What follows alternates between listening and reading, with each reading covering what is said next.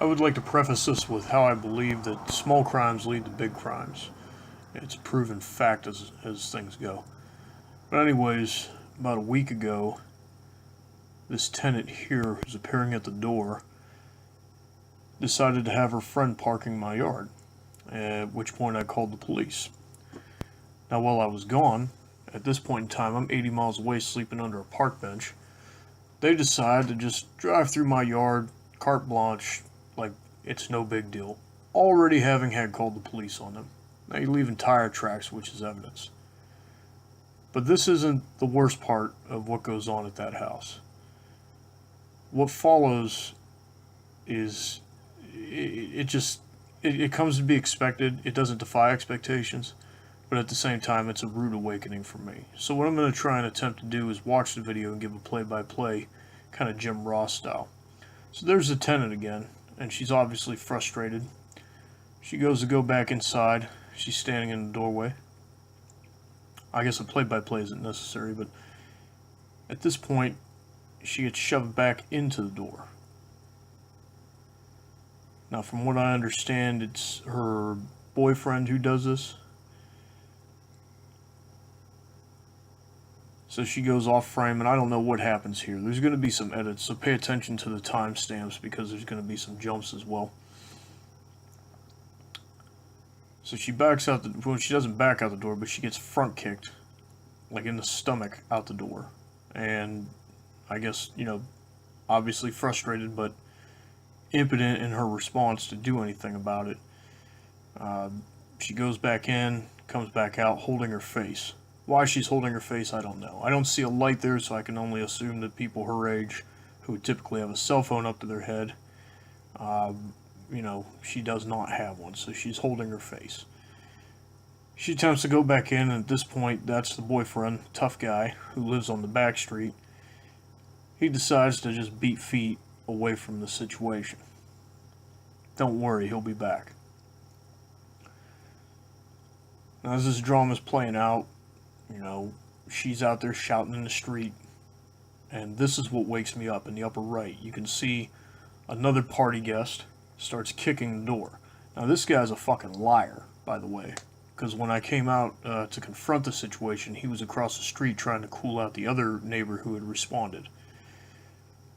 Now, keep in mind at this point, again, I've just closed my eyes. I probably had them shut for 8 minutes because I'm up processing and editing videos, because that's the kind of time I have in my life. So pay attention again to the timestamps. About 2 minutes from where this one leaves off, that's where I come out on my porch. Now this is a critical minute here. The 0352 minute. So by the time I get my wits about me and see what's going on, all I saw was this guy running after a female into this house. This is what I did not see. Now these girls, everybody's drunk here, everybody's high, but these girls together seem to be holding their own like it's a WWE tag team. They're shoving this guy around, they're tossing him around because he hit their friend, who's the tenant. This is where I hear the screaming, the yelling, everything that you could assume is going on in this video.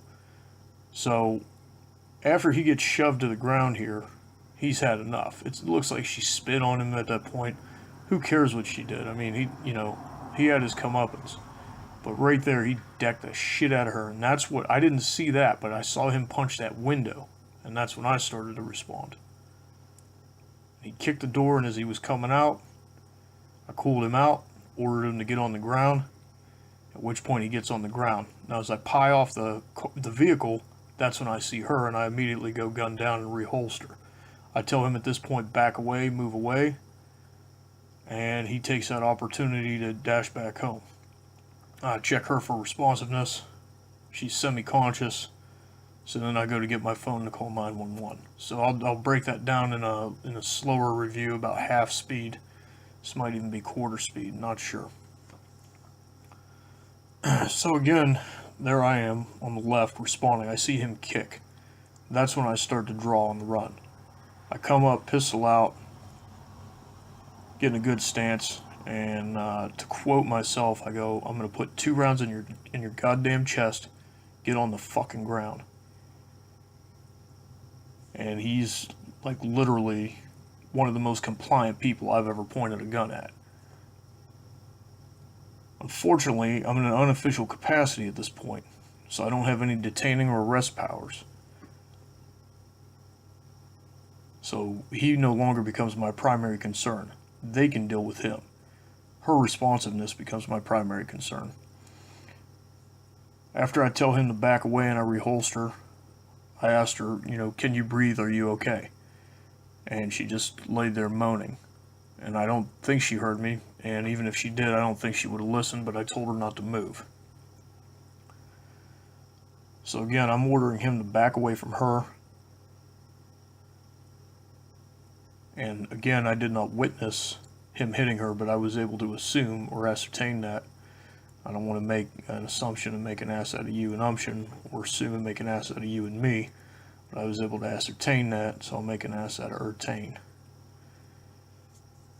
So, this is where I'm checking the casualty. You'll notice the timestamp. 3:53 and 30 seconds.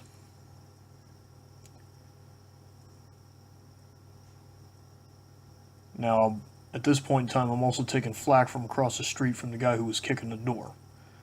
He's coaching the other kid and telling him to leave. He's got to get out of there. And I said, "Who the hell are you? What are you doing here?" He claimed that he was just walking up the street.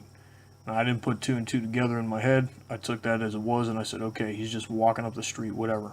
I said, then you better get the hell out of here.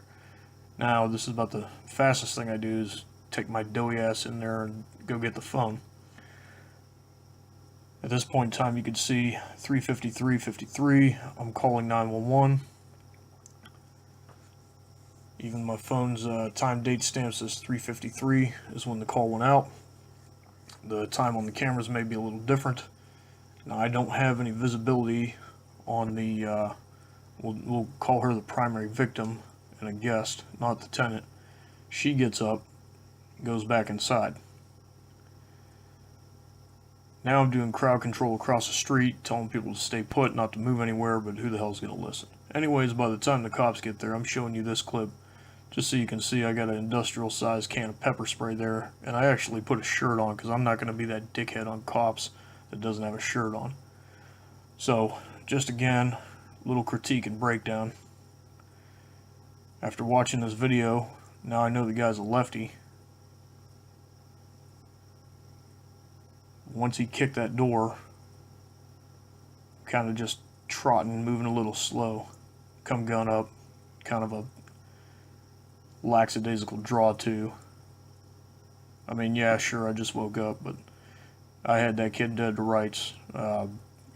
Center mass, right between the shirt pockets, and he knew it. That strobe light, that Viridian. Now I got a Ruger LCP in my hand. I know it's not the preferred weapon, but hey, right there, that is one of my favorite carry guns. I carry that firearm more than I carry anything else. And, it's better to, have a 380 in your pocket than it is to have your 9mm at home. But, yeah, this is the first time I actually put eyes on that girl who he hit. The second time I put eyes on her, she was coming back from the hospital, and her face looked like she'd been in a car accident. The right side of her whole head was swollen up, her eye was shut, her mouth looked like it had been packed with gauze. She was in a really bad way. But I guess that guy's on probation, and she filed a complaint from her bedside at the hospital. And I think the quote-unquote girlfriend, aka the tenant of that house next door, also filed charges. All 3 women that were there, he hit. But as soon as he was confronted by a man, he shriveled up like a little bitch. So, I'm not making any threats or saying anything, but if that kid comes across my path and things escalate, I already know I'll make mincemeat out of him. I don't even need a gun at that point.